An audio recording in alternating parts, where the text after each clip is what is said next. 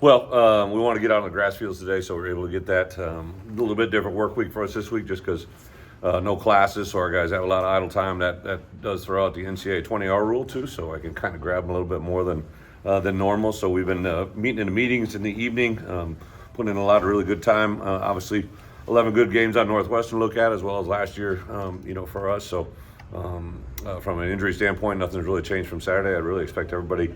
Joe Barno went today. He was a guy that hadn't gone until today. So have him. Daniel Browns can increase his volume. Last week we just got him cleared right before, so should be good to go with him. Malik Elsie's practice lasted yesterday and today, so we should have him full throttle. And really, that's about it. With that, open up for questions. You touched on Wrigley the other day. Your love of the Cubs. Have you been there a lot over the years? And do you have like favorite game, favorite player from there? For the Cubs? Yeah. Oh, been going there. The reason that generated was my grandfather's a huge Cubs fan, so kind of drove out of that, and I think then really, I guess going into my senior year, believe it or not, when the senior media day used to be in Chicago. I went in a day early and took the train to my first Cubs game ever with Mike Devlin. Met Kirk Herbstreit in the lobby of the hotel we were at. He was a senior as well, so that kind of always stands out to me. That was my first ever Cubs game, and really kind of I was never good at baseball. I was usually the first guy picked in gym class for every sport other than baseball. I was usually the last. Wasn't very good at it, but really enjoyed the ballparks. Back in my younger life, before I was married, I used to go every summer to try to take in a new ballpark every summer. So I've been to Pittsburgh, Seattle, Minnesota, Denver, all the East Coast Giants, Boston. It was just kind of what I love to do. So it wasn't so much the player, the sport. It was kind of the environment. But playing there football in that place. I've never done that before. Ever. So Nope. just your thoughts on how cool it is. Well, I think it's pretty awesome. But last year when I really started, one of the first things I did in postseason was look at the Iowa Northwestern game because I knew we were going to play there.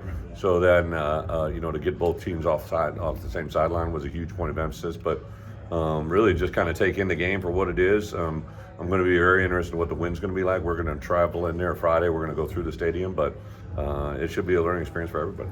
The cold and the wind, how do you think it could impact the game? Yeah, that's why we went out yesterday, today.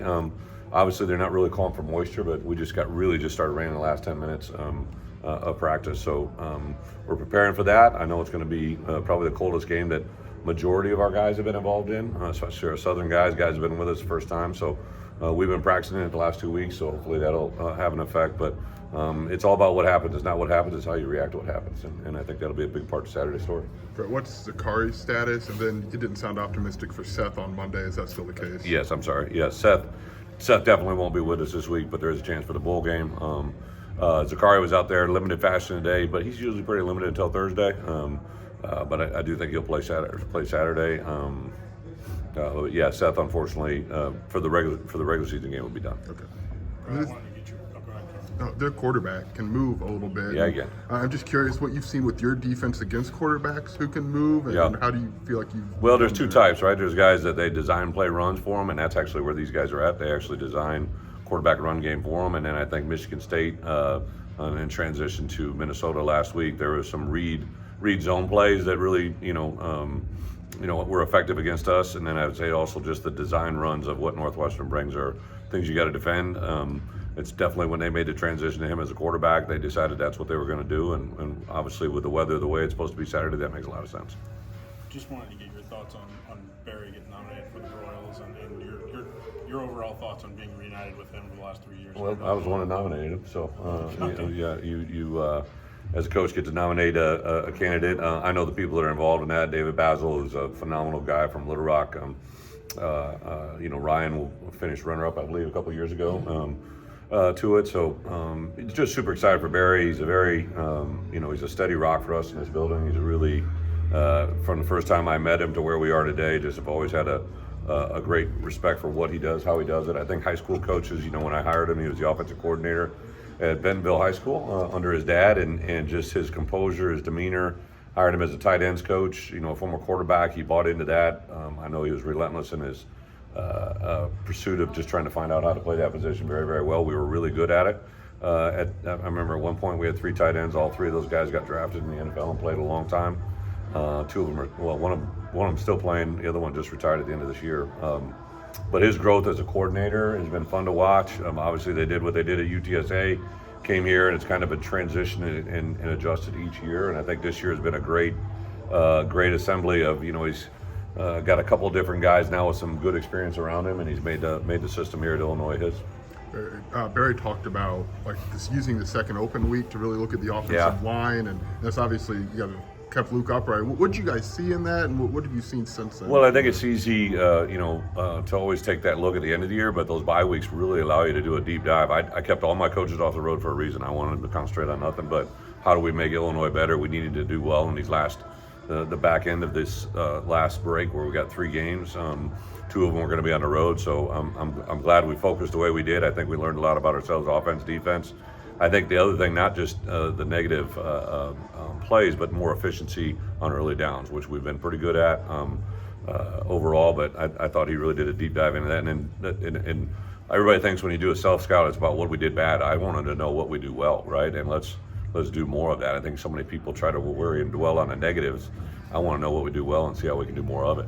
So efficiency on early downs, does that help what you think the success on third down? And does this team feel more comfortable in third and longs, even though you don't want to be in them, but the capability? Well, case in point, I don't believe we had converted a third and long, or maybe we had 2 or 3 conversions on the year. And then, after that self-study, when we went to Michigan State, I believe we converted as many in that game as we had all year. So right away, there's an indicator that part was positive. But yeah, anytime you can have early down success, get to a third and manageable. One of the byproducts of Saturday for us defensively is they had a lot of success on offense on third downs, but they had 9 of those were 3rd and 3 or less, which is, not exactly a hard. It's a conversion you got to get, but it's not as hard as 3rd and 8 or 3rd and 9. I'm curious. Go ahead, Bob. Getting back to Matt's question about the Royals Award, you look at that list. I mean, it's scary good. Yeah. It's just how do coaches view that award? Yeah, especially guys coming up. Yeah, it's probably something I would say has really grown in the last 10 years. I know it was starting to be. Now I was in Arkansas, so that's where it originated, right? And really had some merit. But I know it began to become a little bit more of a thing, and then obviously some of those past Royals Award winners became head coaches, so I know that's important. When we do nominate a guy, we do a lot more than just the statistics. We try to do everything they can. What do their guys do on and off the field? What have they allowed our guys to do? Sometimes those seem to be a popularity contest, right? The best ranked teams are where it's at, but I give Baz and his crew at that award a lot of credit. They do a lot of research, try to figure out who's had an impact in the game. For Barry especially, right? He's a guy that's been with me now 3 years, and the growth of Luke has been. Everybody listen. Luke deserves everything he's getting. He's up for all kinds of awards.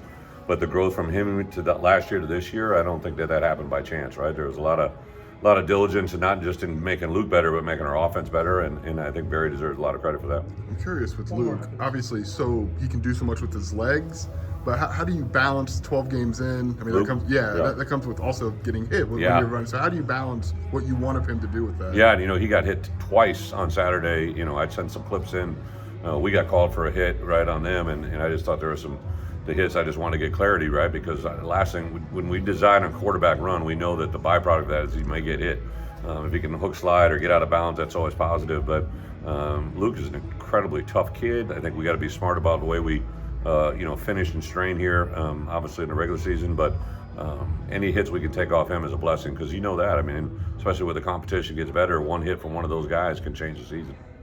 Coach, what does Thanksgiving look like in your house? Do you have Let's any get- traditions that you look forward to? No, I know my girls are off from school, so tomorrow we'll get done here. About 11:30, 12 o'clock, we'll have a team travel meeting, and then our whole team has a Thanksgiving lunch that all of our families are here for. I think my wife likes it because she doesn't have to cook, and then we'll feed them up, and then I got some work tomorrow afternoon, but I hope to be home tomorrow night to put the girls to bed and enjoy a little turkey day.